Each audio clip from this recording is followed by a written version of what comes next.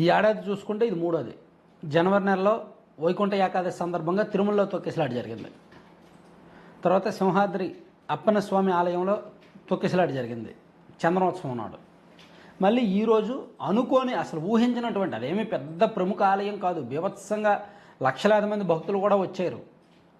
Maximum ఒక 10 నుండి 12,000, అంటే రెగ్యులర్గా 2,000 వస్తారు, ఈరోజు ఒక 8,000 ఎక్స్ట్రా అయ్యేసరికి వాళ్ళు కూడా ఊహించలేదు.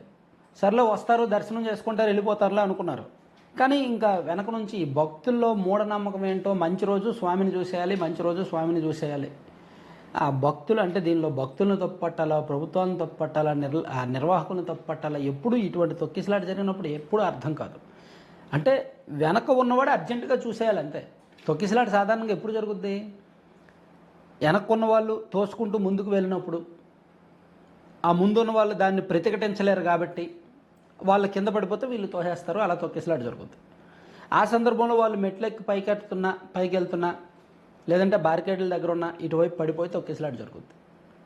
ఇక్కడ అటువంటి ఘటనే జరిగింది. ఒక్కసారిగా ప్రభుత్వం కూడా డిఫెన్స్లోకి వెళ్ళిపోయింది.